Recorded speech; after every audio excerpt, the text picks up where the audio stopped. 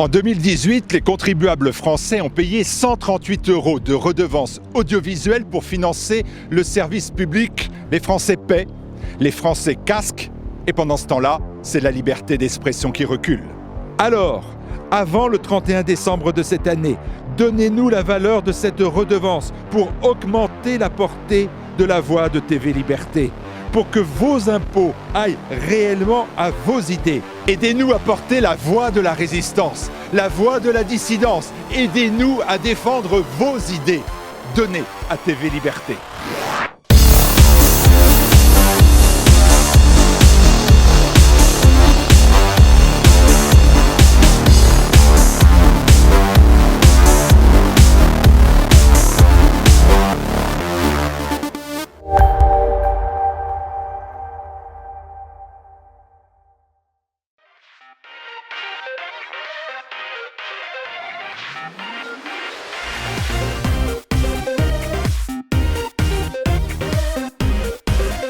Bonjour à tous, émission numéro 39 de Tête à Clash qui commence avec un appel aux dons. Vous savez que nous lançons notre campagne de dons et vous avez jusqu'au 31 décembre pour nous soutenir avec, rappelez-vous, un avantage fiscal de 66% sur tout ce que vous donnez, vous allez pouvoir le défiscaliser. Voilà, c'est important de nous soutenir, ça nous permet de durer longtemps. Merci de votre fidélité. Et cette émission commence. Et cette émission, c'est une émission terrible. C'est une émission tout en jaune. C'est une émission sur les gilets jaunes avec 4 invités. Le premier, il s'appelle Benoît Dumoulin. Bonjour. Bonjour Benoît. Vous êtes rédacteur en chef adjoint de l'Incorrect. Et nous avons un nouveau bébé qui est là, qui a été démoulé la nuit dernière ou cette nuit même. Benoît est arrivé, il était presque chaud. C'est le nouveau numéro de l'Incorrect avec en couverture un humoriste belge qui s'appelle Walter. Et bientôt, un hors-série qui va sortir sur justement les Gilets jaunes. Très bien, parfait. Deuxième participant, c'est Serge Federbusch. Alors Serge Federbusch, c'est quoi, 3, 4, 5e fois que Serge vient. Il est candidat à la mairie de Paris et il porte... C'est la première fois que je viens en jaune. Oui, ça c'est sûr. Et un jaune de gilet jaune. Voilà. Et vous allez nous dire pourquoi dans quelques secondes. Bonjour Manon Bouquin. Bonjour. Vous êtes nouvelle ici, hein, c'est votre première fois. Alors vous êtes soutien de Marine Le Pen, donc du Rassemblement National, mais vous êtes également étudiante en droit public. Management des affaires publiques. Ah, des affaires publiques, voilà. Et le quatrième, c'est un nouveau aussi, il s'appelle Charles Demeyer. Et il est président de SOS Chrétiens d'Orient.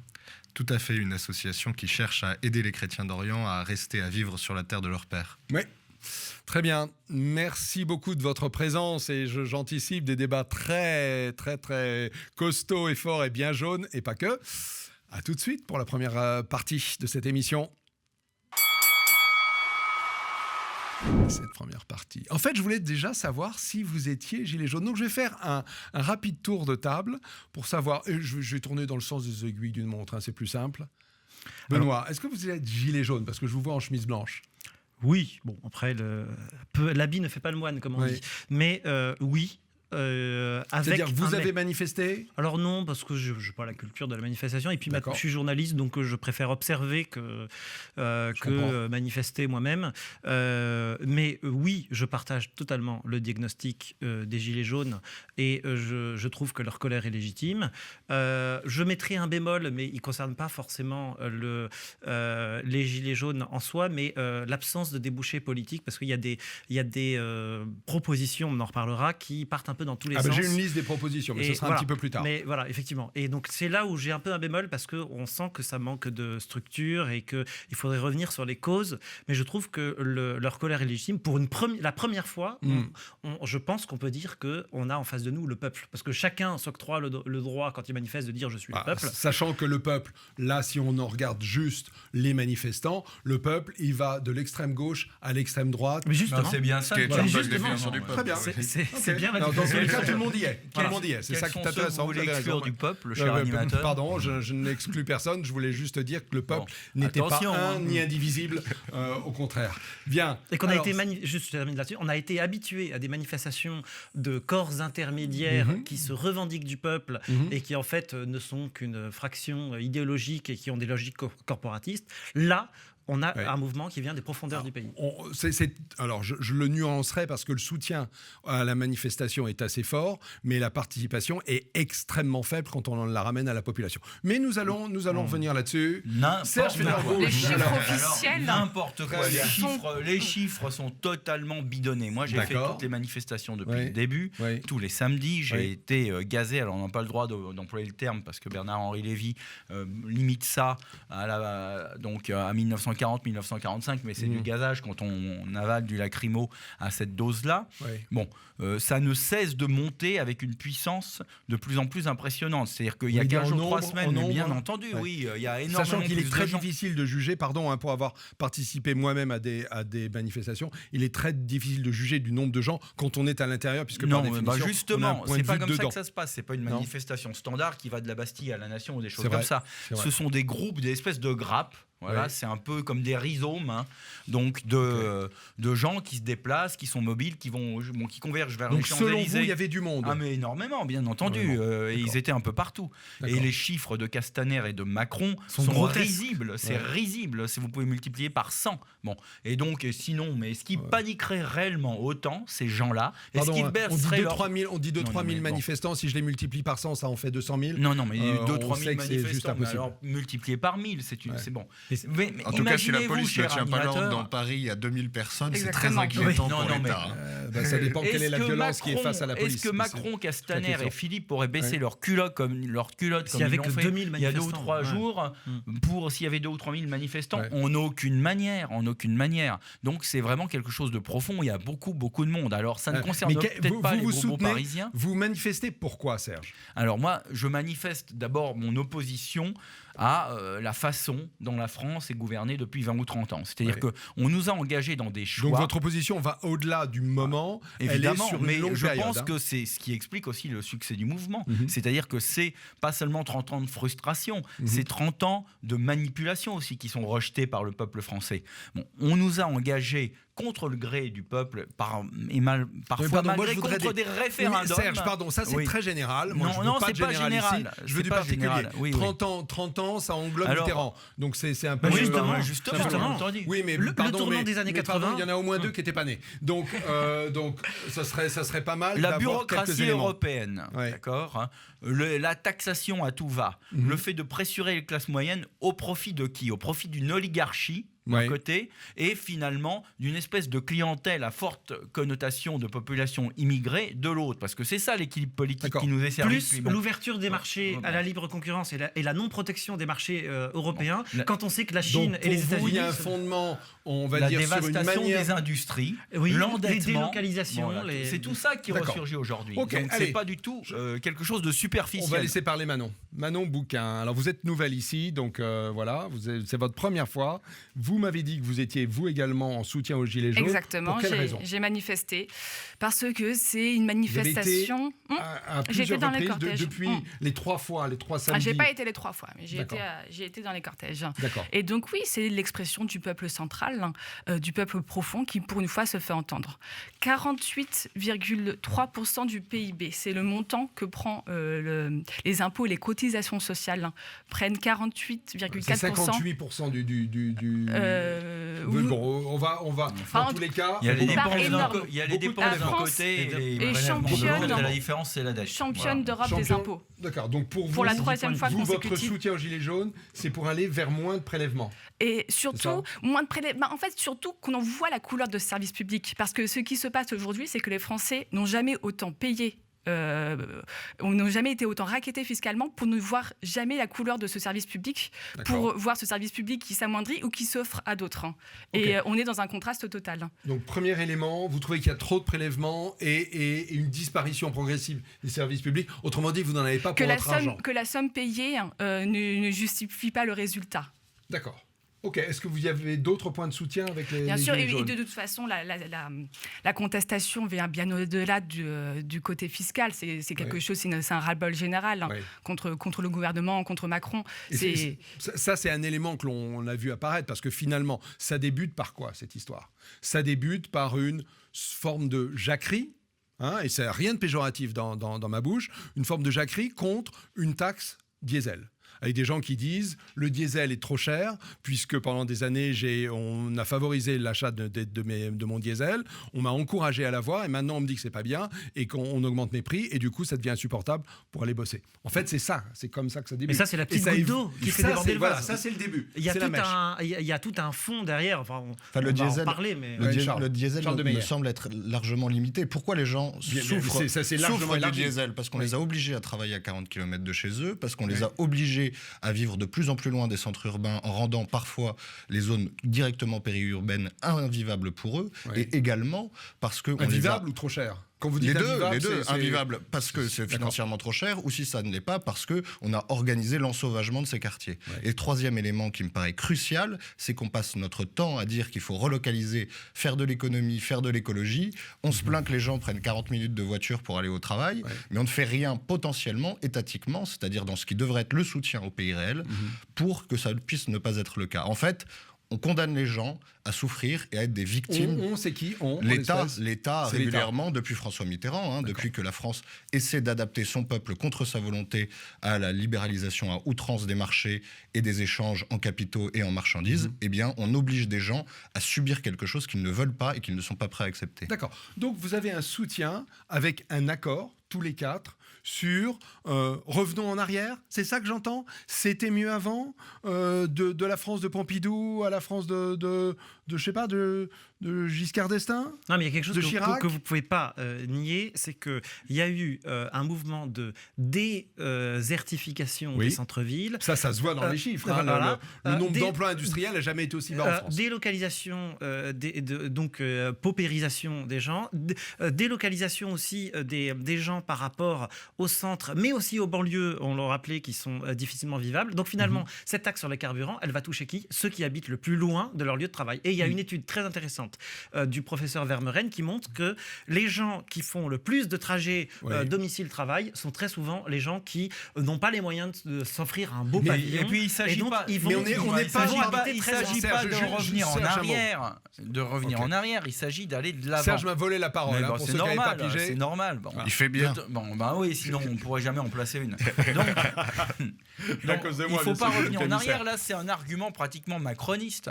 On n'est pas les gilets jaunes ne sont pas des gens ringards. Ce qu'ils veulent, c'est retrouver la dynamique qu'il y avait avant. C'est pas retrouver une situation figée, c'est-à-dire une France où il y a de la croissance, une France qui innove, une France où on ne dit pas c'est soit la stagnation, soit la pollution. Il y a des solutions. Il y a des solutions techniques à la pollution. Ça c'est des 74 très importants. Ils ont détruit les emplois industriels, ils ont détruit l'économie, et maintenant ils vont détruire notre épargne en faisant de la dette à outrance. Et les gens sont bien qu'on est assis sur un dépendant des marchés. J'entends des revendications qui sont finalement très à long terme.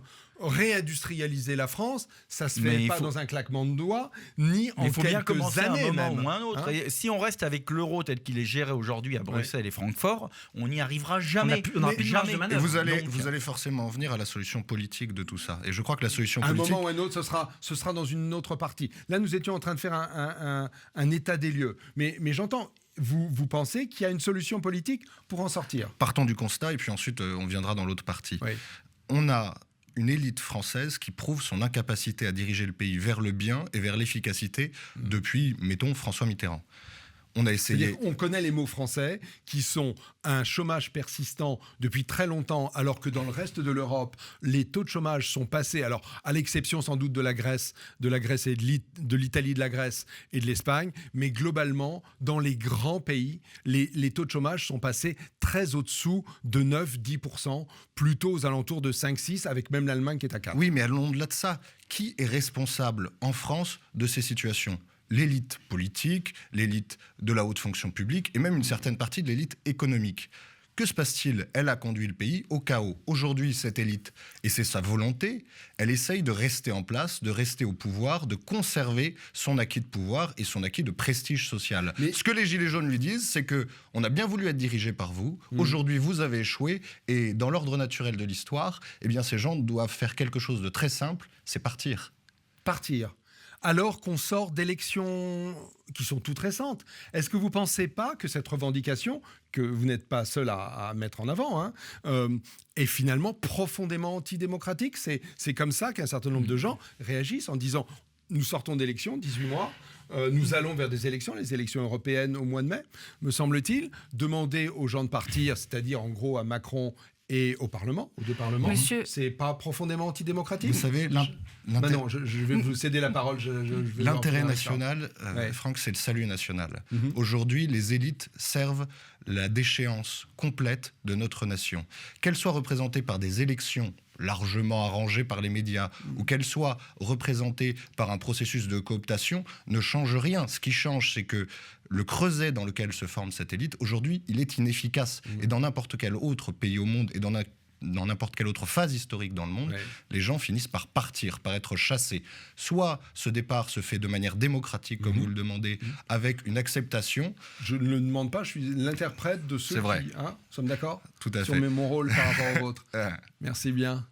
Ok. Manon. La révolte. Et vous savez quoi, Manon? C'est vous qui allez conclure. Très bien. Bon, très rapidement. La révolte populaire, elle vient du fait que le peuple ne se sent pas correctement représenté à l'Assemblée parce qu'on a un mode de scrutin qui n'est pas démocratique. Monsieur Macron, il a été élu légitimement, mais il ne tient qu'à lui de... Moi, je suis pas d'accord. C'est pas vraiment une légitimité. C'est ça le problème. Disons que légitimité, en réalité. Non, c'est factuel. À moins que vous soyez capable de prouver que les urnes les sont truquées en France. anarchistes disent souvent élection piège à con. Là, ça a été quand même une belle illustration de la façon Il ne dont tient ça a qu'à été lui manipulé. Je vous signale que c'était Serge, Oui, c'était oui, Manon non, qui mais était je suis censé désolé, mais fermer le banc. Non, de prononcer cette première partie, en tout cas. Il faut se défendre. Oui, Vous oui, savez, allez-y. Il faut se défendre. Je suis obligé de vous défendre, mais il va falloir que vous montiez au créneau, si ce n'est à la barricade. Hein. Alors, Manon. Très bien. Donc oui, il ne tient qu'à lui de prononcer la dissolution de l'Assemblée nationale. Oui, c'est une voie de sortie. Ça s'est fait en 1986, une élection à la proportionnelle, où là, enfin, on aurait mais un changer peuple... le mode de scrutin ne se décide pas comme ça. Si vous dissolvez, j'espère ne pas faire une faute de français, je crois que c'est ça, l'Assemblée nationale, vous êtes sur le système actuel, c'est-à-dire un système majoritaire à deux tours. Et donc, il n'y a pas de système proportionnel qui est possible. En 1986, ça s'était fait. Parce qu'il y a c'est préalable, il y a une loi qui doit passer avant. C'est-à-dire que ça ne peut pas se faire comme ça. En tout cas, dissolution le malaise du peuple, il vient de là. Plus que le taxe carbone, etc. Le malaise, il vient qu'il n'y a pas de représentation. Je veux dire, c'est absolument pas représentatif du peuple. Donc vous pensez qu'il n'y a pas assez de mélanchonistes à l'Assemblée nationale, et pourquoi pas de marinistes à l'Assemblée nationale. 8 députés, nous sommes arrivés au second tour de la présidentielle. Nous avons eu 11 millions de voix, on a 8 députés. Oui. C'est pas normal, mais même M. Mélenchon. Il peut être représenté davantage aussi. Bien sûr. Mais après, on peut aller plus loin. Est-ce qu'il y a des gens aussi qui se retrouvent représentés par aucun parti politique? Regardez les gilets jaunes, souvent ils vous disent moi je vais pas voter. Bien sûr, voilà. bien sûr. Donc sait bien mais pour lutter contre l'abstention, justement, si les gens savaient représenter, ils seraient davantage amenés à voter. Mais ça va vous au-delà savez des quoi? partis. Je vais vous demander la paix des braves. Je vais donner un coup de clairon et nous allons nous retrouver dans quelques secondes parce que évidemment nous avons débordé, mais c'est un peu le principe de cet enthousiasme ici aujourd'hui sur cette spéciale Gilets jaunes dont nous nous retrouvons dans quelques secondes pour la deuxième partie. À tout de suite.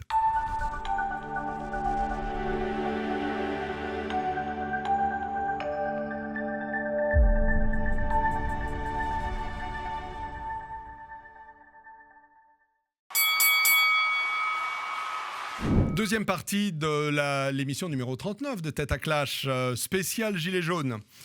Ok, nous avons diagnostiqué une crise. Nous sommes d'accord que ça se passe pas bien et nous sommes sans doute en train de passer d'une jacquerie à une révolte, voire plus. Bien, mais il faut en sortir. Comment on sort de cette histoire? Est-ce que la prochaine étape, c'est le Louvre qui est incendié? Est-ce que la prochaine étape, c'est le feu de toutes les préfectures? Est-ce que la prochaine étape, c'est des morts qui sont des participants et pas des automobilistes? Ou est-ce que la prochaine étape, c'est tout le monde s'assied autour d'une table et discute? Déjà, comment ça marche? Il faut éviter les fausses solutions. Parce que, et c'est la seule modération que je mettrai sur le jaune de ton gilet, c'est que je sens dans quelques... Un jaune plus clair, je lis dans certaines propositions des Gilets jaunes des aspirations un peu confuses. On pourra les lister. J'ai imprimé... tout mouvement politique. J'ai imprimé 5 tout pages mouvement politique de revendications qui sont très, très contradictoires. Je m'explique. C'est toujours le cas en politique. Je m'explique. Il y a quelque chose de contradictoire parce qu'il y a certaines revendications qui sont pour un plus d'État, pour un État extrêmement fort. Or, tout ça, ça a un coût. Oui. Par exemple, la retraite à 60 ans. Par exemple, la sécurité sociale pour tous. Bon. Moi, je ne pense pas que ce soit la solution. Le problème, c'est qu'on ne peut pas à la fois dire on en a marre d'être taxé et demander à un État jacobin très centralisateur de maintenir cette espèce de bureaucratie partout. Donc je pense que la solution, elle viendra plutôt d'un capitalisme entrepreneurial, industriel, protectionniste. C'est-à-dire un capitalisme à dimension nationale et qui revienne sur la mondialisation. Alors, je ne suis pas d'accord du tout. Ok, très bien, Serge, je m'en doute, mais il y a un point d'accord entre, on va dire, les extrêmes, à droite et à gauche, c'est le côté protectionniste. En revanche, la grande différence entre, on va dire, l'extrême gauche et l'extrême droite, même si ce sont des termes qu'aucun n'accepte, entre l'extrême gauche et l'extrême droite, c'est vraiment le fait qu'il y en a qui réclament souvent moins d'État et d'autres qui réclament plus d'État. Moi, je dis pas. En fait, c'est difficile à conseiller. Ce serait présenter le sujet de manière un peu biaisée. Je vais laisser Benoît répondre. C'est surtout Charles, vous avez piqué la parole à Benoît, donc je vous la laisse. Je vais commencer à la piquer. Oui, mais c'est trop tard. C'est surtout que l'État est particulièrement désorganisé, que le prélèvement de l'impôt est particulièrement injuste en France, avec des abandons de souveraineté face à certains grands groupes qui sont très connus et très dénoncés. Vous parlez des GAFA, par exemple, c'est ça ? Des GAFA, mais pas seulement, de l'équilibre global de l'assiette fiscale pour les ménages et pour les entreprises. Sachant que tout le monde est soumis au même impôt, mais juste c'est un petit point économique, c'est vrai que quand on regarde sur 33% d'IS, c'est peut-être ça dont vous parlez, l'impôt sur les sociétés, les grands groupes finalement arrivent à le faire baisser, alors que les petites sociétés, elles payent leurs 15 et 33% ensuite de taxes. Et dernier élément sur le consentement à l'impôt, il ne peut y avoir de consentement à l'impôt que s'il y a un consentement à l'action de l'État face à cet impôt, et force est de constater que sur le soutien aux associations communautaristes, sur le soutien aux grands remplacements, il n'y a pas de soutien populaire pour ces politiques, et donc évidemment le consentement à l'impôt est réduit et ne peut pas recevoir de soutien populaire. Alors moi, je voudrais dire que la façon dont Benoît a posé le problème ne me convient pas, parce que en fait, dire qu'il y a une espèce d'opposition, que l'action de l'État, si elle veut être efficace, si elle veut finalement faire ce que l'État doit faire, ça passe par des impôts, ça passe par des dépenses publiques, c'est complètement faux. Le fond du problème, c'est que justement, on a suppléé à la baisse d'autorité de l'État, à la baisse d'efficacité de l'État, un système de subventions tous azimuts depuis une trentaine, une quarantaine d'années qui coûte extrêmement cher. Si l'État prenait ses responsabilités, par exemple sur la structuration des banlieues, sur le maintien de l'ordre en banlieue, on n'aurait pas été obligé de dépenser des centaines de milliards d'euros en politique de la ville pour ne faire qu'une chose, alimenter la bête qui veut nous détruire. Je suis pour recentrer l'État. Cher Benoît, que j'estime et que j'apprécie depuis si longtemps, laisse-moi terminer. La discorde chez les Donc, il n'y a pas de discorde, il n'y a pas d'ennemis, nous sommes tous sauf que de parfaits, de joyeux camarades. Recentralisation pour un contrôle plus ferme de l'État. Non, moi je suis un libéral. Un libéral, ça considère que l'État... l'État... pas le même que Benoît. Non, mais bon, il y a différentes sortes de libéraux. C'est comme les gilets jaunes, on dit ils sont contradictoires, etc. Mais tout mouvement politique spontané, vaste, et même des mouvements politiques structurés sont parfaitement contradictoires. Quand vous prenez la politique de Gaulle en 58, tout le monde dit il était étatiste de Gaulle, mais il n'y a jamais eu autant de libéralisme, de libération de l'économie qu'en 58 avec Rueff et de Gaulle. C'est très juste. Oublions pas qu'on sortait de la Seconde Guerre mondiale. Et donc c'est l'exemple qu'il faut avoir. Non, mais en 58, on était sortis depuis un certain temps quand même. Bon, donc c'est l'exemple qu'il faut avoir. Je mais je peux vous en parler quand même. C'est l'exemple qu'il faut avoir en tête, c'est-à-dire que si l'État est restauré dans ses prérogatives régaliennes, eh bien, on pourra limiter son périmètre de redistribution qui est en fait, qui est une espèce de mammouth de bureaucratie inutile. Donc, je ne crois pas du tout. Oui, mais pardon, c'est exactement ça. Ce que je dis, les deux frères là, on va laisser la parole à Manon. Je termine juste ça. Je vais devoir couper mon gilet en deux et me lui donner par Charlie. Exactement. Mais certains gilets jaunes. Je suis très incliné en fait. Je vous avais prévenu. J'avais prévenu Manon qu'il fallait être un petit peu sauvage. C'est le moment de sortir le flingue, Manon. Attendent de l'État leur salut. Et moi, je suis pour un État recentré sur le régalien, qui fasse régner l'ordre dans les banlieues et même dans Paris, mais en revanche qui ne s'ingère pas et qui je voudrais dire quand même les communautés Rappelons Benoît la galanterie. Ce qui s'est passé à l'Arc de Triomphe est scandaleux. C'est la dernière fois que vous intervenez dans cette émission en coupant la parole, parce qu'autrement ça va pas aller. Je suis désolé, moi je vais mettre mon casque de CRS. Je voudrais que Manon ait la parole, s'il vous plaît. Que l'État assure un rôle social, c'est un choix historique que le peuple français a fait, et moi je trouve que c'est aussi le rôle de la France, le Ma rôle de question, l'État c'est français. comment on en sort, hein, Mais voilà, Manon, non, hein, mais c'est pas des généralités. c'est sur la Moi, je veux dépense des publique. propositions. C'est sur la dépense publique, qui est une couche Oui. d'obésité en Non, mais trop. ça, c'est parce que vous êtes en train de répondre à ce que disent les deux affreux gilets jaunes face à vous. La question, Non, la c'est dépense, comment pensez-vous que nous puissions sortir de cette crise? La croissance, ça peut aussi se relancer par la dépense publique. Donc, je ne veux dire, je ne pense pas qu'il faille. Non, mais c'est Keynes. On veut dire, ça ne me choque pas. Loin. Et donc, pour le coup, Elle étudie revenir sur l'État-providence, non, je ne Manon, souhaite pas. comment on dialogue? Vous avez d'un côté le monde la taxe supposément carbone, c'est pas nouveau possible. On ne peut pas de écraser Macron. un peuple d'impôts qui est déjà à bout. C'est le vieux monde, Macron. Les gens Entre n'arrivent nous. pas à s'en sortir. Macron, c'est le la SMIC est bourgeoisie de trop gauche bas. et la bourgeoisie de droite. On C'est le laisse vieux monde. parler, Manon. Mais c'est pas la question. La question, c'est le vieux monde ou le nouveau monde. C'est là où je voulais en venir parce que j'arrive pas à obtenir de réponse. Le vieux monde ou le nouveau monde, ils négocient. Les gens s'assiedent à une table et trouvent un accord. Pour l'instant, il n'y a personne qui dialogue. On ne peut Mais pas augmenter les comment peut-on impôts, c'est dialoguer? impossible. Parce que vous êtes contre augmenter les impôts.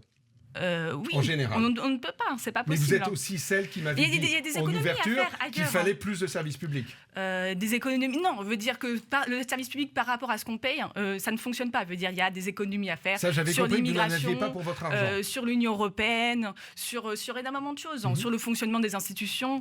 Il y a beaucoup d'économies à faire, mais ça ne veut pas dire qu'il faut, avant de demander aux Français de faire des économies, avant de leur demander de serrer la ceinture, qu'on fasse les économies qui ne sont pas faites sur l'Union européenne et sur l'immigration en grande priorité. Et après, on peut voir. Mais pas d'augmentation des impôts. La question, c'est la sortie de crise. Mais la suppression de la taxe carbone, l'annulation, et pas seulement un moratoire, parce que la moratoire, c'est quoi? Ça, c'est la proposition. C'est la trêve estivale, ça permet, on passe les fêtes tranquillement, puis après, juste après les élections européennes, bim, on remet ça. Ça, c'est discutable voilà. parce qu'il y a une proposition. Parmi les propositions qui ont été mises sur la table par le Premier ministre, il y a effectivement le moratoire sur les taxes et l'augmentation du gaz, mais il y a aussi une concertation qui dure jusqu'au 1er mars, et donc largement avant les élections européennes, une concertation décentralisée pour que chacun, au niveau local, ait la parole. Ça vous semble pas être une voie de sortie appréciable? Oui, pourquoi pas? C'est inaudible. C'est les états généraux de la bioéthique. Oui, C'est ça, voilà. Oui. Ouais. C'est de l'enfumage. Les états généraux de la bioéthique, on va juste faire une petite incursion par ça. Ça a permis quand même à tout le monde de s'exprimer, non? Oui, ça a permis surtout à ceux qui sont intéressés à cette question de s'exprimer. Puis on a rangé le rapport sous une table et il ne sera jamais utilisé. Et ce sera simplement un argument pour dire qu'on a entendu les opposants à la PMA, mais ça n'a aucune prise réelle sur la fabrique de la loi à l'Assemblée nationale. Donc Ça vous sert à rien. pensez Ils que veulent du même pain, donnez-leur une commission. Mais ce qui est intéressant, je crois, c'est Mais que c'est intéressant cette histoire. Vous citez le moment révolutionnaire, mais certains disent que Macron, c'est pas Louis XVI, mais c'est Marie-Antoinette. Autrement dit, c'est très insultant pour On lui a Marie-Antoinette. on lui C'est a très jeté des insultant billes pour à la rivière. Marie-Antoinette qui n'a rien à voir avec Oui, ça. la question, c'est une fin ils quand veulent même du pain à glorieuse. donner. Oui. À vous en velin, on lui a Une jeté fin des brioches glorieuse. à Macron. Ouais, hier. Bon, mais d'accord, pardon, Mais en revanche, sur votre comparaison, Oui. il y a une analogie très intéressante. On a dit à un moment, il faut que le vieux monde et le nouveau monde s'assiedent à une table pour négocier. Or, je crois que ça ne va pas du tout se passer comme ça. Il y a un état de tension dans la société sur l'ensemble des éléments sociologiques qui nous permettent de le dire, qui est énorme. Tension entre la ville et la ruralité, tension entre les générations, avec l'arrivée d'un monde de retraités seniors face à une jeunesse qui va devoir financer toute une partie de ces aides, et on ne sait pas comment on va organiser la chose. Tension entre les nouveaux arrivants et les Français de souche.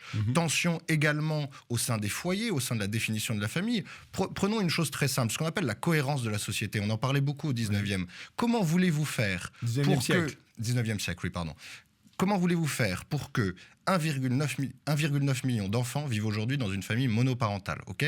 Donc ça veut dire qu'il y a 2 fois 1,9 million d'enfants. Donc à l'époque, on n'avait pas de statistiques, Charles. Qui font des trajets, des trajets larges, importants. En termes de logement, en termes de déplacement, en termes de scolarisation, en termes d'infrastructures publiques, ça pose des questions énormes. Je ne dis pas que j'ai une réponse. En tout cas, je dis qu'il y a une absence de citation de ce sujet qui montre bien qu'on n'est pas au niveau dans les politiques publiques sur la question. Alors Charles vient de faire un point qui est très important, qui est un point de différenciation entre on va dire mai 68, ou les révolutions qui ont renversé les pouvoirs au cours du 19e siècle, ou même les bonnets rouges, c'est que il y a beaucoup de femmes qui sont présentes sur les ronds-points. Et pour le pourquoi, dire simplement. Il y avait énormément de Parce femmes que pendant la Révolution française.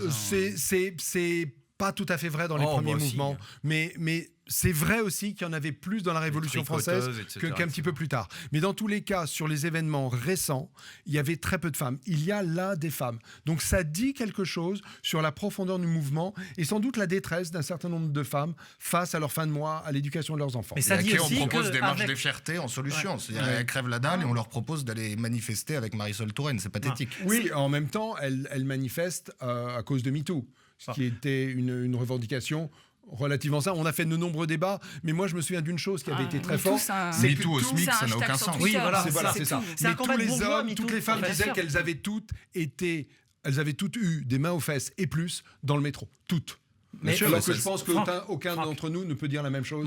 Et heureusement pour nous. Franck, quand vous gagnez le SMIC et que vous élevez seul des enfants et qu'on vous propose, comme disait Charles, de manifester avec Marisol Touraine... C'est dérisoire. C'est dérisoire parce que le problème n'est pas là. Et je pense qu'on met le doigt... Là, on a mis le doigt sur une fracturation de la société qui vient de la loi de 75 sur le divorce, qui a généralisé et a paupérisé les femmes, généralisé les divorces, causé des problèmes de logement, causé des problèmes économiques et conduit des femmes à avoir une double vie, en même temps éduquer des enfants en bas âge et travailler. Et si ça, c'est une libération de la femme, eh ben... Sauf que l'histoire revient jamais en arrière, et il me semble que si demain vous interrogez les femmes, aucune ne veut revenir pour revenir aux gilets jaunes. Une vraie féministe aujourd'hui. Pour revenir aux gilets jaunes. On va revenir là-dessus, Serge. Je termine là-dessus. Une vraie féministe devrait aujourd'hui lutter pour la protection de toutes les solidarités naturelles, notamment la famille. Voilà, c'est très bien. Alors... Mais j'entends bien. Serge, juste un mot là-dessus. Justement, moi, je vous ai posé comme deuxième sujet comment on allait sortir de cette crise. Et j'entends que vous creusez les raisons pour lesquelles il y a cette crise. Hein? Alors on va en sortir. Voilà, justement. On va en sortir ? Non, mais comment on va en sortir ? On va en sortir par le fait qu'elle risque de se développer et de s'approfondir et de devenir ingérable. Parce que la caractéristique de ce mouvement, c'est qu'il agglomère justement des volontés contradictoires. Mais c'est toujours le cas dans les processus révolutionnaires. Il y a des gens qui veulent ci, des gens qui veulent ça. Ils se retrouvent... c'est la barricade de Delacroix. Hein. Ils sont là pour chacun leur motivation. De Gavroche, et malgré tout, ils se retrouvent sur la barricade. Et c'est ce qui rend à la fois la chose dynamique et à la fois la chose ingérable. À un moment, ça va s'arrêter d'une manière ou d'une autre, mais ça s'arrêtera peut-être. Ça va s'épuiser par manque de fuel parce qu'on aura mis un petit peu d'eau sur les revendications. Je pense pas, parce que c'est sur fond de paupérisation d'une large partie de la population, un peu comme en 1789. Donc ça ne s'arrêtera pas. Philippe et Macron ont fait l'erreur stratégique majeure de croire que c'était un peu comme les bonnets rouges ou quelque chose d'assez superficiel et de circonscrit à certaines couches de la population. Ce n'est pas le cas, c'est beaucoup plus profond. Donc ça s'arrêtera si ça continue par leur départ de gré ou de force. Déjà. Et parce que ça peut tourner extrêmement mal pour eux. Aujourd'hui, Macron ne peut plus poser le pied sur le sol de France, hors de l'Élysée, sans être accompagné par 10 escadrons de CRS, faute de quoi il est lynché. C'est ça qu'il faut avoir en tête. Un complément rapide, il n'est plus président. Il n'est président contre 3 cordons de CRS. Il se comporte comme un banquier face à des clients endettés qui leur accordent comme ça un échelonnement. Non, parce qu'un banquier face à des clients endettés, il essaie de voir comment les aider à en sortir, parce que sinon, il va faire faillite avec eux. C'est complément rapide. Très souvent. En tout cas, pas comme un dirigeant d'État-nation qui doit protéger son peuple. Et vous allez conclure. Pour aller dans le sens de Serge, il y a quelque chose d'encore plus scandaleux dans l'attitude de Philippe et Macron, c'est qu'aujourd'hui, clairement, ils attendent les fêtes de Noël pour espérer que le peuple passe à d'autres choses, sans lui proposer de solution. J'espère que ce ne sera pas le cas, mais ça montre bien le niveau d'incurie de l'État qui aujourd'hui est complètement prisonnier d'un calendrier médiatique et d'un calendrier de propositions de réforme, mais pas du tout d'une réponse réelle à une aspiration réelle du peuple à être respecté dans sa dignité et dans sa capacité à justement offrir des cadeaux à Noël à ses enfants. Ce sont des manipulateurs de bas étage, par exemple. Ce qui s'est passé à l'Arc de Triomphe, c'est très important. C'est très important parce qu'en fait, pourquoi il y a eu des dégradations ?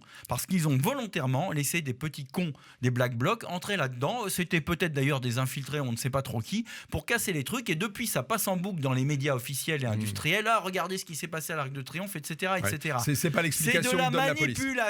C'est de la manipulation de bas étage et ça ne fonctionnera pas. En tout cas, j'étais avenue Kléber et c'était bien eux qui faisaient ça. Ils étaient très identifiés, il y avait 60 personnes. Et vu leur niveau de technicité dans le déboulonnage de feux rouges, visiblement, ils étaient tous fichés et tout le monde savait qu'ils étaient là. Mais bien sûr, parce que les gars refaire n'avaient pas que- appris. C'était pas l'extrême droite. Alors, un excellent article dans la Et les gens Pour sont la- pas entendus sur BFM Oui, TV. Nous allons en parler. Nous allons en parler parce que nous nous retrouvons dans quelques secondes. Ce débat est immaîtrisable. Je suis le commissaire qui est débordé Politique. par les manifestants. Je suis pas le commissaire politique, s'il La vous plaît. préfecture de police. Et on n'est pas au temps des soviets. J'espère que c'est pas en train d'arriver. Et je vous retrouve donc dans quelques secondes pour la partie suivante de cette émission une barbe. mouvementée. Une barbouze au sens propre comme au sens figuré. Allez.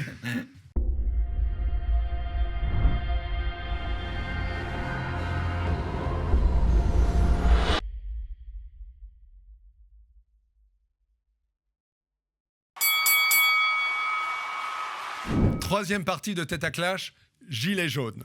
Une spéciale débordement aussi. Je peux vous dire que faire régner l'ordre sur ce plateau n'est pas simple. Le troisième sujet, c'est que je me demandais si vous sentiez qu'il allait y avoir une convergence des luttes, ou alors on va vers la convergence des chaos, ce que nous avons vu à l'Arc de Triomphe, mais pas seulement à l'Arc de Triomphe, dans diverses préfectures en France, qui pour certaines ont été en partie brûlées, en tout cas envahies, avec des mouvements de violence qui n'ont jamais, dit la police, jamais été connus à Paris. Même en 1968, c'était moins violent. Qui sont les coupables, hein. Qui sont les coupables? Voilà, Vous pensez que ce ne sont pas les gens qui lancent les pavés qui sont coupables? Ah oui, non, mais ça c'est très clair. Quelle est l'identité, veut dire d'où est-ce qu'ils viennent, hein. Ces gens, c'est toujours les mêmes. Maintenant, il n'y a plus une seule manifestation sans qu'ils viennent.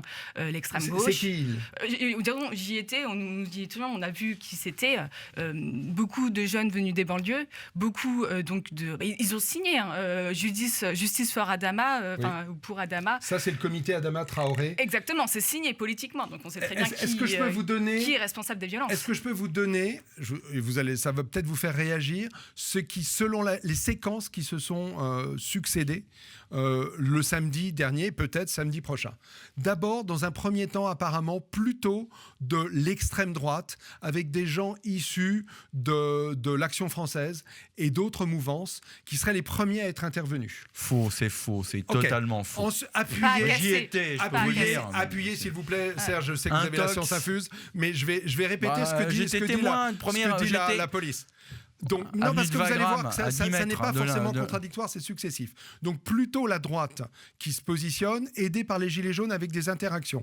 Ensuite, l'arrivée des antifas, avec un certain nombre de gens, le comité Adama Traoré, et ensuite plutôt les mouvements d'extrême gauche. Et tout ça s'est succédé puisque manifestement, les gens qui étaient plutôt à droite seraient partis pour éviter d'être chopés par la police. Est-ce qu'un témoin qui était à 10 mètres des faits peut dire ce qui s'est passé? Moi, j'étais vraiment à l'angle de l'avenue de Wagram et de l'Arc de Triomphe, de la place de l'Arc de Triomphe de l'Étoile. Bon.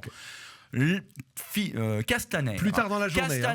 Castaner, Philippe et le préfet de police disent venez sur les Champs-Élysées, on va filtrer, on va voir si vous n'avez pas des armes par destination dans le truc, et ensuite on vous laisse entrer sur les Champs-Élysées. Autrement dit, venez manifester pacifiquement. Les gens arrivent parce que tous ces sous-groupes que vous décrivez, ils étaient, même si on les met bout à bout au total, même pas le 50e de l'ensemble des gilets jaunes lambda qui venaient et qui étaient présents sur les lieux à ce moment-là. Donc les gens arrivent massivement avec des gilets jaunes comme ça pour suivre finalement les consignes du préfet de police.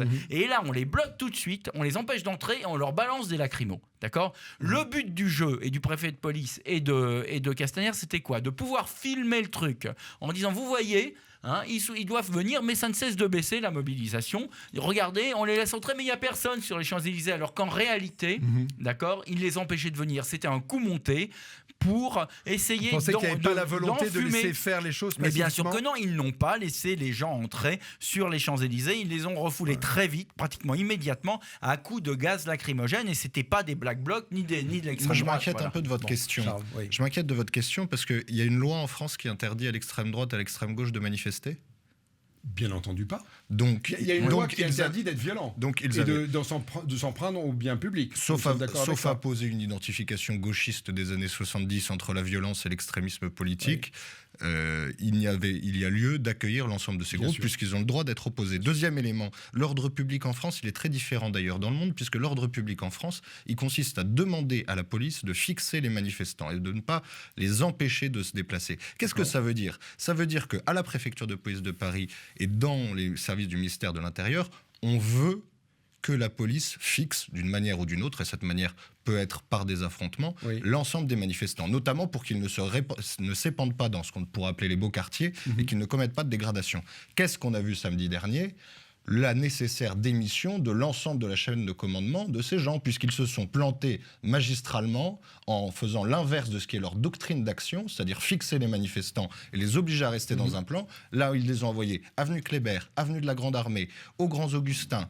On a même les ont-ils envoyés ou finalement il y a eu un filtrage de la zone Champs-Élysées a déporté les manifestants sur toutes les zones périphériques. Moi, je suis un partisan de l'ordre. Ceux qui sont en place et qui doivent faire régner la discipline et l'ordre dans Paris, quand ils n'y parviennent pas, ce n'est pas la faute des 3000 ou 5000 manifestants, c'est qu'ils ont mal fait leur boulot et leur communication est très mauvaise à ce niveau-là. Ce sont des manipulateurs qui ont échoué. C'est-à-dire que les gens ensuite se sont déplacés puisqu'on les empêchait d'entrer sur les Champs-Élysées. Et deuxièmement, il y a eu des groupes violents, certainement essentiellement d'extrême gauche, qui, voyant ça, ont commencé à casser. Boulevard Malesherbes et ailleurs. Et donc, qu'est-ce qui s'est passé ? Deuxième moment de témoignage. Tout à coup, les flics et les CRS qui étaient dans au moins une noria, une centaine de camions, alors qu'ils nous empêchaient de passer, d'accord, et qui balançaient des lacrymos, sont remontés dans leurs camions et sont partis, mais comme des flèches ailleurs, sans qu'on comprenne pourquoi. Parce qu'ils sont allés justement là où ça castagnait, parce que les gens étaient là-bas, puisqu'ils les avaient conduits finalement à aller ailleurs. Et ensuite, les Champs-Élysées, paradoxe, ont été complètement démunis de toute protection, et c'est à ce moment-là qu'on ne sait trop qui a commencé à mettre le bran au niveau de l'Arc de Triomphe. Donc c'est une faillite complète d'une manipulation. Je voudrais ajouter quelque chose. Vous avez des syndicats de police aujourd'hui qui commencent à s'exprimer et à contester les éléments de langage de Castaner et à dire oui, on était à court de grenades, oui, on pouvait à un moment réellement pas riposter parce qu'on ne nous donne pas assez de moyens pour maintenir l'ordre. Et c'est vrai, aujourd'hui, on sait qu'il y avait la volonté de Castaner de laisser des casteurs s'infiltrer pour que l'ambiance se pourrisse et que l'opinion se retourne contre les gilets jaunes. Sauf qu'aujourd'hui, on se rend compte d'une chose, c'est que l'opinion fait vraiment la part de choses entre les gilets jaunes et les casseurs. Et ils savent très bien, on sait très bien d'où viennent les casseurs. Alors, je vais donner quelques informations factuelles, des chiffres. Lors des plus grosses manifestations pour l'aéroport de Notre-Dame-des-Landes, se sont lancées 1000 grenades lacrymo. Les plus grosses manifs, les plus gros jours. 12 000 grenades lacrymo ont été utilisées dans la seule journée de samedi à Paris. Donc c'est pas faute de matériel que la chose s'est arrêtée. C'est a priori la position française. Je vous l'explique parce que je l'ai apprise récemment. Consiste à protéger les hommes, c'est-à-dire à éviter les morts au détriment des biens. C'est-à-dire on préfère casser une vitrine ou que plusieurs vitrines soient cassées et des endroits pillés, plutôt que d'avoir des manifestants morts. Et d'ailleurs, c'est une doctrine qui est appréciée par les autres pays, qui utilisent la police française comme exemple et comme centre de formation. Peut-être pouvons-nous critiquer ce genre de choses. Non, mais c'est exact. Ça montre bien que ceux qui sont en place et qui ont pris des décisions se sont littéralement plantés et qu'ils n'ont pas assumé, alors même qu'ils ont les gens qui ont les compétences et les moyens en dessous d'eux. La question, c'est est-ce qu'on peut saturer l'étoile de lacrymo alors que c'est une place gigantesque avec, je crois, 12 avenues qui y aboutissent? Non, mais posons la question simplement. Moi, j'étais, pendant les manifs pour tous, identifié comme participant à un certain nombre de postes manifestants manifestation, je n'accédais pas à un cortège sans être fouillé 3 fois. Et je pense qu'un certain nombre de nos auditeurs et téléspectateurs l'ont été aussi. Oui. On était largement plus nombreux que les Gilets jaunes. Ça veut dire que si la préfecture de police de Paris veut s'arranger pour qu'il n'y ait pas d'objets contendants ou d'armes par destination dans ces cortèges, elle peut le faire. Elle ne l'a pas fait. Et j'apporte ce témoignage. Les gens, qui pratiquaient des débordements samedi dernier étaient des experts de la chose. Ouais.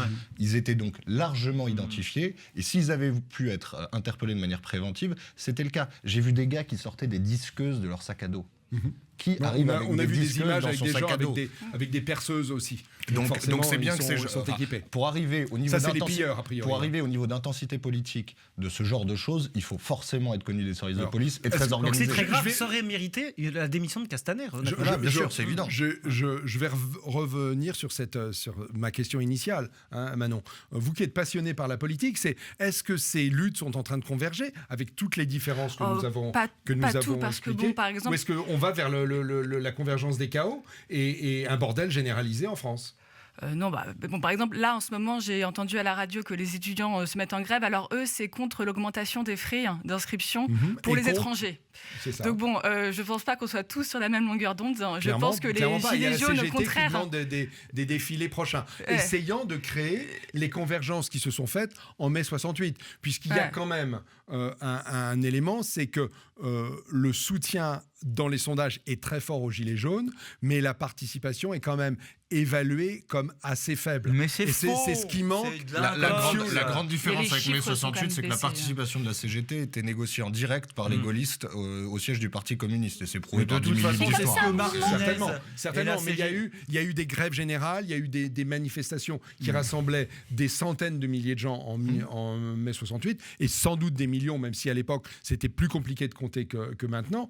On n'en est pas là pour le moment. Mais il y a une grande différence. Et la CGT ne pensent qu'à une seule chose, c'est à quel moment ils vont pouvoir trahir le mouvement et négocier le mouvement ne vient pas d'eux, donc ça les intéresse pas. C'est un mouvement indépendant qui s'est formé sans eux. Mais c'est une petite bureaucratie de corrompus et ils ne veulent que maintenir leurs privilèges. Serge, Manon, effectivement, vous avez raison. Ce mouvement est inédit. Dans la mesure où c'est purement un mouvement du 21e siècle. Pas de parti, pas de syndicat derrière. Exactement, issu de la base avec les mouvements sociaux. Et des gens qui correspondent entre eux. Mais est-ce que ça n'est pas une des limites de ce système ? C'est sa force et sa limite. Eux, ils ne font pas un combat électoral. Le combat électoral, c'est la responsabilité d'autres instances, on va en parler tout à l'heure. Eux, ils font remonter des revendications. Alors évidemment, les images de violence, etc., il n'y a pas de convergence avec les casseurs. Les casseurs, c'est des idiots utiles du gouvernement. Moi, je préfère retenir l'image de ces gilets jaunes qui se sont regroupés autour de la tombe de soldats inconnus en chantant la Marseillaise, qui se sont assis de façon pacifique. Donc c'est un mouvement qui est pacifiste, pour empêcher les casseurs, qui est populaire. Oui, mais c'était trop tard. C'était avant. Non, pour le coup, tout a été cassé dans l'Arc de Triomphe, sauf la tombe du soldat inconnu qui restait intacte. C'était avant que les casseurs arrivent. D'accord.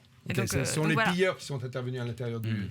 Donc, convergence... Portant des gilets jaunes. On a de nombreuses photos, selfies, témoignages sur les réseaux sociaux, de gens d'ailleurs qui, curieusement, mettent en ligne leur déprédation. C'est quand même... C'est nouveau, ça aussi. Exactement. Ok, donc vous pensez qu'il va y avoir l'émergence de revendications communes, ou finalement, on va vers un approfondissement du chaos ? Non, je ne pense pas, non. Alors, le chaos viendra si effectivement Macron et son gouvernement s'entêtent sur leur position. Il faut, pour le coup, là, Macron est foutu, il faut qu'il plie. Mais non, au contraire, c'est une façon de... on arrive à un point de rupture, on veut dire, ça fait des années qu'on n'en peut plus. Là, c'était la taxe carbone, c'est un prétexte. De toute façon, toutes les révolutions partent d'un prétexte. C'est la goutte d'eau qui a fait déborder le vase. Alors, et maintenant, il faut que le gouvernement plie. L'erreur de Macron aussi, fond stratégique.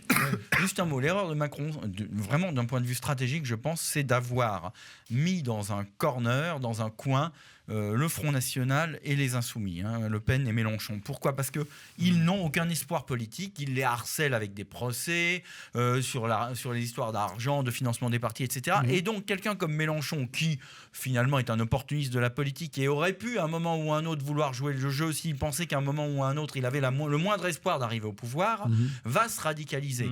Même chose au Rassemblement National, c'est que finalement les vieilles recettes éculées par ce vieux homme déguisé en jeune qui est Macron, qui a réplique des vieilles recettes, ne fonctionne pas parce que empêcher de ôter tout espoir une opposition structurée d'arriver un jour au pouvoir en les diabolisant, en les persécutant comme c'est fait, eh bien, va aboutir justement à ce que vous appelez la convergence des chaos. Moi, je crois que ça va aboutir certainement, si ça continue comme ça encore une semaine ou deux, à quelque chose qui ne s'arrêtera pas à Noël, qui continuera quand les gens vont qui peut reprendre. Mais attendez, mais quand il va y avoir le prélèvement à la source en janvier et que les braves gens vont voir qu'il manque 20% sur leur feuille sur leur revenu ou 15% pour beaucoup d'entre eux, parce qu'on ne tient pas compte du quotient familial, des choses comme ça, c'est corrigé simplement en fin d'année.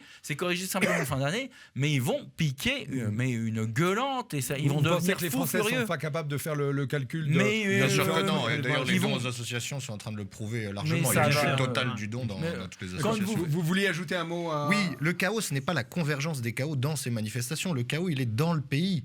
Et donc, évidemment, ces manifestations sont l'expression d'un chaos social, d'un chaos de la représentation politique, d'un chaos de la dignité sociale.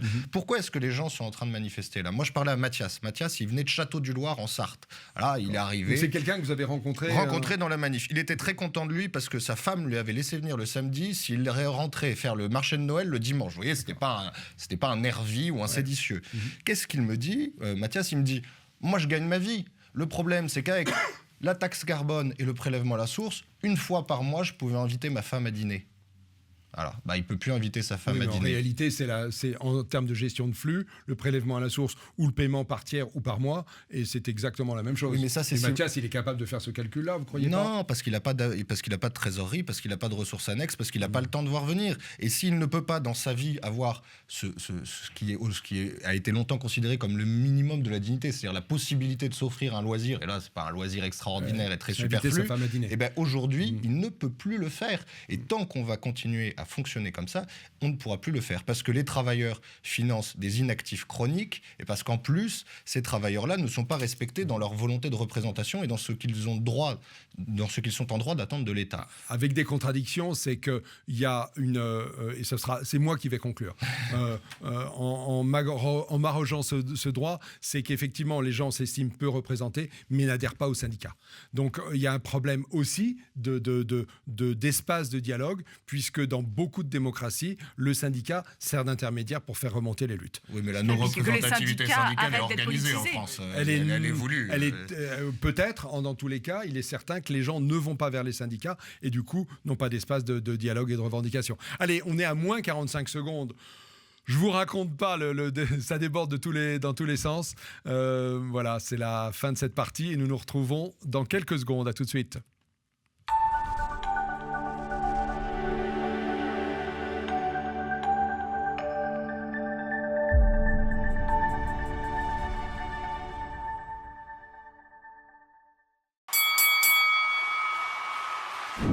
Rebonjour, numéro 39 de Tête à Clash. Cette émission, alors là, a largement dépassé mes espérances dans la qualité du débat. Il y a un peu de violence quand même dans tout ça. Hein, ça va se terminer contre l'animateur, à mon avis. Vous croyez? On va se coaliser. Vous allez voir le Krav Maga contre les Gilets jaunes, comment ça va se faire.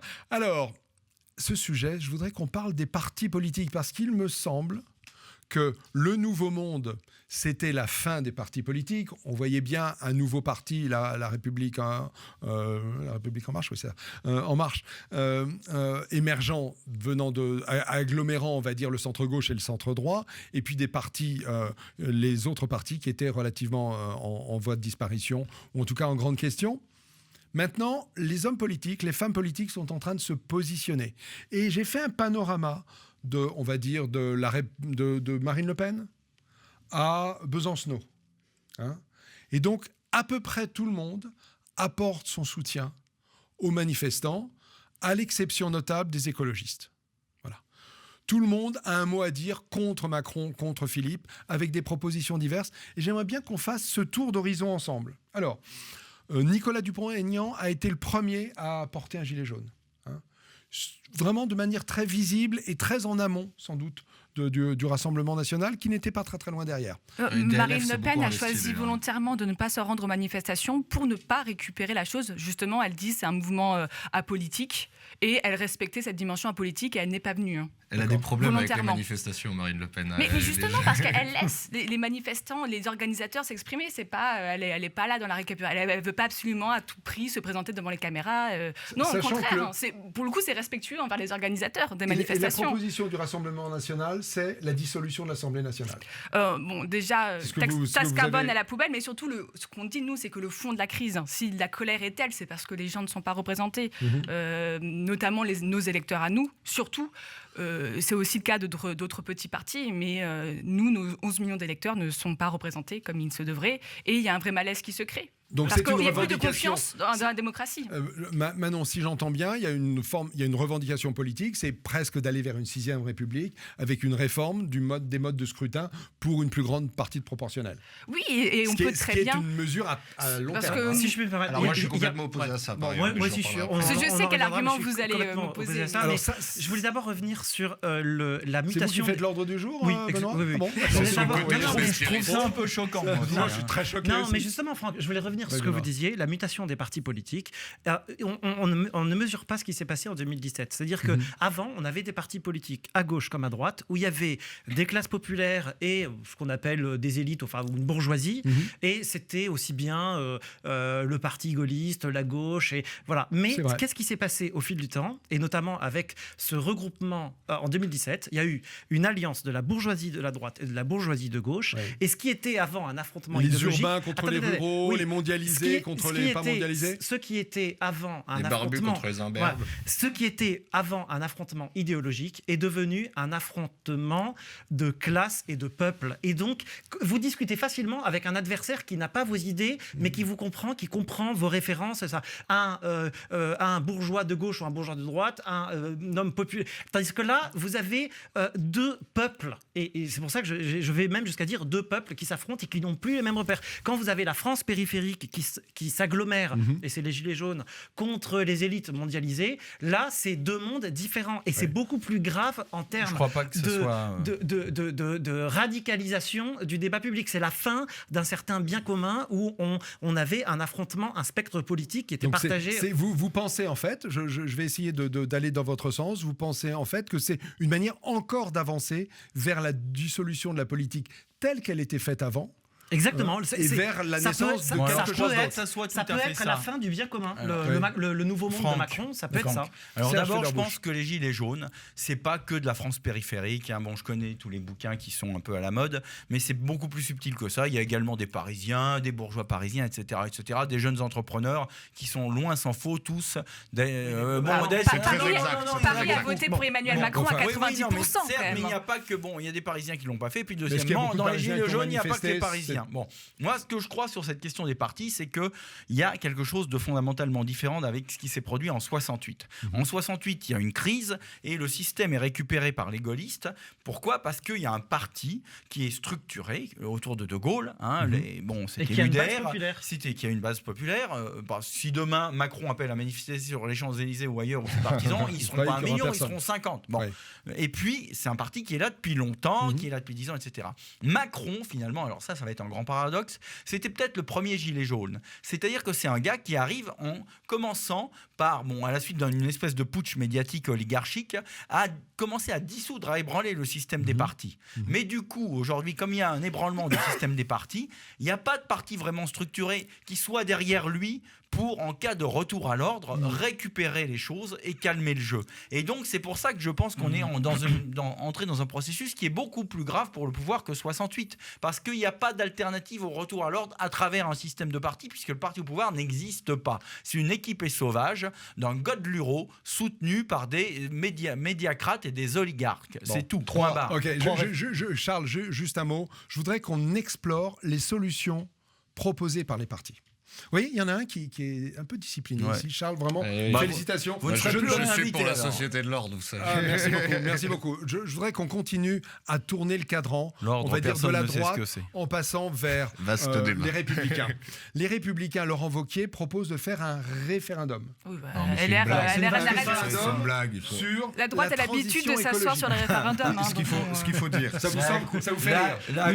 Il faut dire deux choses, et à mon avis essentielles. Déjà, Macron, ce n'est pas le premier gilet jaune, c'est le premier casseur, à cause de la casse sociale et de la casse politique qu'il organise. Deuxième il a le dos élément. un peu large, Bien non? dit. Il est là depuis 18 mois. Il est là depuis 18 mois. Il est dans les arcanes de pouvoir depuis 15 ans. Enfin, Ouais. faut être sérieux 5 Il y a minutes. biberonné au système. Deuxième élément. On est dans la Macronie victime d'une chose que les gens n'ont pas perçue, c'est l'interdiction du non-cumul des mandats. Il n'y a personne dans la majorité d'Emmanuel Macron qui est capable de lui faire des remontées de terrain réelles. Parce que quand vous êtes député maire, député conseiller départemental, etc., c'est peut-être pas la solution la plus absolue, mais au moins vous êtes directement en prise avec un exécutif local Je qui vous vous fait rappelle qu'on remonter peut de la être maire de petites communes et être... de tout. Et ceux qui avaient l'expérience du genre Colomb, le seul qui avait un voilà, peu il s'est barré. Exactement. Parce que lui, il a senti le coup venir. Alors s'il y a un génie en politique, le seul France génie en avait viré politique chez les Macron, Covid, c'est hein. Colomb. C'était Colomb. Lui, alors, c'est remarquable le timing. Troisième, Bon, il s'est barré 15 jours avant que ça pète. Et sur l'élément de réflexion qui termine, puisque ma voisine va me dire que l'hémicycle sera vide dans ce cas. Le problème de la solution à la proportionnelle, et c'est pour ça qu'il faut y réfléchir et que c'est pas forcément la bonne solution politique, c'est que l'élection à la proportionnelle, avec le monde partisan tel qu'il existe aujourd'hui, c'est le monde de la cooptation absolue, c'est-à-dire la cooptation du bon petit soldat. Et si aujourd'hui L'élection on partielle, remplace c'est l'élection partielle par le peuple, par tous les électeurs. Proportionnel. Oui, pardon. Proportionnel, c'est par tout Avec le monde. prime, En quoi c'est de une majorité. reproduction de l'élite? Ouais, Je voudrais c'est encore juste pire. creuser C'est ça. encore pire. Je comprends pas. Aujourd'hui, la manière dont se constituent des listes aux régionales et aux européennes, si on se ment pas, c'est qui est prêt C'est à de la mettre cooptation. la main à la poche Ouais. pour financer la campagne. Et on Basta, achète c'est comme son ça que ça se visage. passe dans toutes Oui, les mais on parties. vote pas en l'espèce. Très souvent, on ne vote pas pour des gens. Et c'est d'ailleurs ce qui s'est passé, ce qui a fait le succès des candidats aux législatives de La République En Marche, c'est qu'ils étaient inconnus et que ceux qui ont voté pour que le président Macron ait une majorité. C'est les un chefs immense auraient problème. été la même chose. C'est un Ça, immense c'est problème. vrai. Vous avez complètement raison. Je parle de la solution, puisque c'était le thème que vous nous avez donné, qui est proposé. Je dis effectivement, il y a un sens à avoir beaucoup plus de représentation des partis. Il n'y a pas de problème. Dire que la proportionnelle avec la prime à la majorité va suffire ou que le référendum vont suffire, ce n'est pas le cas pour une simple question. C'est qu'aujourd'hui, il y a un problème de représentation dans les terroirs, dans les territoires, et c'est bien ce qui est exprimé. Or, sur ces deux sujets-là, il n'y a pas de prise avec le terroir direct. Or, il y a un moment, il va falloir accepter dans les solutions politiques qu'on propose de rentrer en adéquation avec le réel. Et le réel aujourd'hui, c'est une partie de la France périurbaine, une partie de la France des petits artisans, etc., qui dit que personne ne s'intéresse à eux dans les solutions politiques proposées. Oui. Et ça, c'est quand même le trou béant des solutions politiques présentées par tous les partis. Et le Rassemblement national ou Laurent Wauquiez sont loin d'être les seuls à qui j'en ferai le reproche. Aujourd'hui, vous n'acceptez pas la solution du Rassemblement national qui est... je dis qu'elle est largement insuffisante. C'est une piste de travail. Pour aller vers une nouvelle élection. La proposition de Laurent Wauquiez... Laurent Wauquiez n'est même plus testé dans les sondages chez 18-24 ans. C'est fini, ils sont partis. Ça n'existe plus. Ça y est. D'accord. Et donc les autres propositions... parce que l'extrême gauche se retrouve, en tout cas la France insoumise, se trouve en accord avec Marine Le Pen. Est-ce qu'on pourrait imaginer à terme un accord à l'italienne où il y aurait une convergence pour au moins demander une dissolution? Parce que nous, on est pour que la France reste la France, contrairement à M. Mélenchon. Donc non, là, c'est mais le principe des gilets jaunes, impossible. c'est que justement, vous pouvez avoir un mélenchoniste, les vrais gilets jaunes, hein, pas ceux qui sont manipulés par leur parti, un mélenchoniste à côté d'un lepéniste. Ils ont tous les deux le gilet jaune et ils ne parlent pas forcément de ce qui les divise, ce qui est mais plutôt plutôt de ce qui les rassemble. Oui, ça s'appelle le bien commun. Et donc les anathèmes que le Rassemblement... Ça s'appelle le bien commun. Les anathèmes que le Rassemblement national d'un côté ou la France insoumise de l'autre, les partis, les organisations vont lancer sur le fait de ne discutez pas entre vous, et ben ça peut faire rien du tout. Je n'ai jamais entendu le RN lancer un... Mais vous venez de dire à l'instant qu'il est hors de question de discuter avec Mélenchon. Il y a une différence entre la métapolitique et le combat électoral. Dans le combat électoral, ce serait... Non mais là je suis d'accord avec Manon pour le coup. Ce serait idiot. La question c'est si on va vers une dissolution. Électoralement, ce serait idiot. Après, dans la rue, évidemment qu'on peut avoir des points de concordance. Bon. Attention, la politique fiction arrive. Faisons un tout petit peu de Et politique d'ailleurs, je fiction. pensais que Marine Le Pen était prête à un moment justement à discuter avec Mélenchon. Elle en avait émis. Si on la prend le cas, discussion, elle avait dit qu'elle était prête à la pour prendre discussion. l'exemple, c'est très intéressant. Le cas Avec italien, ses limites. c'est 10 ans de travail intellectuel. Puis le mouvement de- 5 de- étoiles, de- c'est pas la France insoumise. C'est vrai aussi. C'est 10 ans de travail Non. intellectuel des journalistes et des politologues italiens pour provoquer ce rassemblement. Mais aujourd'hui, il n'y a pas, à part peut-être Sapir, il n'y a personne qui, Ce qui veut travaille dire que- réellement à ça, quoi. On peut imaginer les solutions qu'a le président Macron pour sortir de cette crise si elle va aller en allant de plus en plus mal. Il n'a pas de solution. il est C'est bloqué. renvoyer le Premier ministre, le remplacer, Non, ou mais c'est lui qui est dissoudre grillé. l'Assemblée Non, mais nationale. déjà, c'est son image, c'est l'arrogance, les petits mots, et puis le geste symbolique de l'ISF. Moi, je pense qu'il fallait le supprimer. Ouais, mais vraiment, mais pas Et le pourtant, maintenir pour les. les Gilets jaunes il faut pas faire le revendiquent un retour Oui, de non, l'ISF. mais ça, mais justement, Les gens qui ont écrit 5 pages Mais- pour satisfaire tous les membres du mouvement, mais ça pourrait- C'est ça. c'est pas un programme. Mais en en réalité. fait, Sachant En fait- que l'ISF n'a pas disparu. En hein. fait, Macron a une solution pour s'en sortir, mais je la dirai pas à l'antenne. Ah bon. Ouais, D'accord. Ah ouais, ouais, ouais. Mais Franck, Ça existe. c'est pas. Alors là, j'ai hâte d'être en antenne. En off. Benoît. Non, Allez-y. moi je voulais poursuivre sur la solution. C'est évidemment, on comprend les gens qui disent on veut le rétablissement de l'ISF, mais en fait c'est pas ça qu'ils veulent pas être fiscalisés eux, et c'est ça qu'il faut pas rétablir les impôts pour les autres, faut les enlever pour eux tout simplement. Oui. Bon, voilà. Sauf que c'est ultra contradictoire avec le fait de... Je prends juste dans la liste des revendications qui s'appelle Directive du peuple.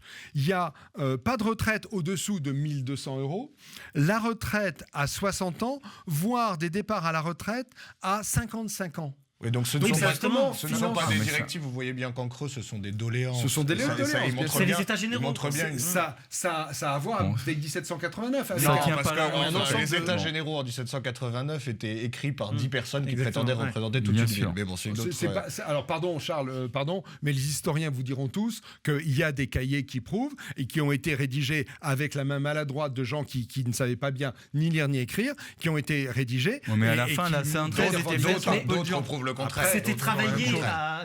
Donc Le- là, c'est vrai que c'est. Non, après qu'il y a eu des synthèses faites par certains, c'est toujours comme ça. Une petite piste et puis on s'arrêtera sur Macron et la dégradation de son image. Pourquoi est-ce que son image est complètement dégradée ? Parce que ceux qui ont construit son image, et je pense qu'il faut quand même dire un mot de la haine de BFM TV qui s'exprime dans les manifestations. Les gens détestent encore plus BFM que Macron dans les Et manifestations. pourtant, ils adorent se faire filmer et figurer dans les journaux. Et on sait Ouais. par ailleurs que BFM fait beaucoup sur les Gilets jaunes parce qu'ils ont des moyens, avec SFR et leurs accords commerciaux, de savoir ce qui est regardé ou pas en direct par les boîtiers SFR. Donc ils en font sur les Gilets jaunes parce que les Gilets jaunes regardent eux-mêmes BFM. Qu'est-ce que ça veut dire ? Ça veut dire que ce peuple, il n'est plus représenté même dans la capacité à suivre l'information. Et c'est le grand mérite de TV Liberté, de Radio Liberté, de permettre que ce soit suivi. Mais aujourd'hui... Lui, il sera réinvité. Aujourd'hui, il faudrait 15 TV Liberté. Évidemment, il y a une pression sociale et une haine sociale qui s'exprime si on ne se voit pas intervenir dans le débat public. Les Trumpistes aux États-Unis, ils n'ont pas besoin de faire de grandes manifs. Ils regardent Fox News, ils entendent leur opinion. Qui peut regarder Fox News Nous, en la France ? semaine prochaine, on signe le pacte de Marrakech. Parce On n'en a pas Ah. parlé. Bon, c'est bientôt la fin de l'émission. Je veux dire, à propos des médias, justement, la répression sera accrue contre les médias. Alors, je cite, c'est qui propagent la haine, le racisme, machin, etc. Enfin, en gros, traduire contre l'immigration, tout simplement. Bon, bah, voilà. Donc, la liberté d'expression est pas près d'advenir, quoi. D'accord. Et donc vous pensez que ça, c'est aussi un des sujets de revendication ? Oui, parce que ça a apparu. On a beaucoup de témoignages de gilets jaunes aussi. Et pourtant, sur, dans une démocratie, il n'y a rien de plus simple Mais que de la s'exprimer, vous rien l'avez de plus défiance simple que de totale manifester. vis-à-vis des médias. Vous l'avez dans La- les la- C'est dans les très simple propositions. de- La d'adhérer à un défense parti totale politique. vis-à-vis des médias est une des raisons pour C'est lesquelles il y a une vision dynamique du désincarnée de la mouvement aussi. démocratie, ce que vous exprimez. Oui, oui. La démocratie, c'est aussi des instances concrètes et la manière de présenter et de lutter pour C'est parce que un les gens, pouvoir. c'est parce que pas les gens ne simplement se une sentent pas possibilité représentés abstraite. dans les médias, qui descendent dans la rue pour, d'une certaine manière, C'est voir une que. vieille histoire, Mais Serge. non, Ni de l'émission, Bien sûr que si, ni vous de avez la vu le média. temps dans que- la réalité, vous avez vu du temps de l'ORTF, ils on se était convainquent, convaincus, Vous avez vu ils se la convainquent. plus Jadas, plus de Dornelas. Bon, Bon. c'était spontané, c'est Mais exprimé, alors, voilà, De Gaulle, c'est un comme ça. dernier. Bon, De Gaulle disait moi j'ai besoin de l'ORTF parce que toute la presse était contre moi. Et il le disait à l'époque. C'est pour ça qu'il fallait que la voix de la France, parce que c'est vrai que la presse était contre lui, le Monde de l'époque, la plupart des journaux étaient contre lui. Tandis que là, ils ont à peu près tous les macroniens au départ, à peu près tous les médias. Bon, et donc les gens vont dans la rue pour voir dans la réalité aussi que ce qu'on leur montre à la télévision est faux. Ils constatent eux-mêmes en se déplaçant sur le territoire que ce qu'on leur dit est faux. Et ça fait partie de la dynamique aussi finalement de la rébellion. Pour moi, c'est encore une rébellion. Ça peut devenir une révolution. Allez, je vais conclure. Merci Serge. J'entends bien ce problème et ce souci de représentativité. Je le constate surtout puisque j'ai fait avec vous un tour d'horizon en 1 heure de ce que sont les Gilets jaunes. Il y a quand même un avis qui est partagé, c'est que les partis politiques sont pas à la hauteur, ne font pas de propositions qui vous semblent, alors peut-être à l'exception de Manon, je la vois gigoter avec ma vue périphérique, elle n'est pas heureuse de ce que je dis, mais globalement, il y a une grosse exception. Globalement, il y a un gros problème de propositions politiques, il y a un manque d'accord et de terrain d'entente possible, et finalement, si je conclus avec ça, c'est que vous pensez que ça n'est pas prêt de s'arrêter. Non, il y a une grosse exception, c'est à Paris, Aimé Paris, qui porte donc, portera pour les futures élections municipales la voix des Gilets jaunes et de tous ceux qui veulent que ça change vraiment.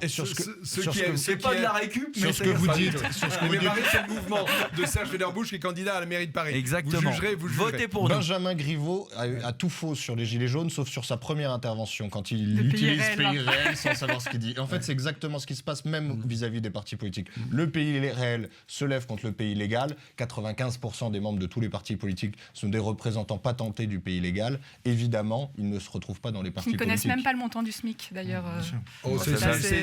C'est une députée. On pourra faire un débat là-dessus et j'aurai quelques questions à vous poser. Nous verrons comment vous avez les réponses. Allez. Je connais le montant du SMIC. C'est vrai ? C'est bien. C'est-à-dire 1200 en net, à peu près. À peu près. Alors, merci. Non, mais c'est pas loin de la vérité. Merci de vos interventions respectives.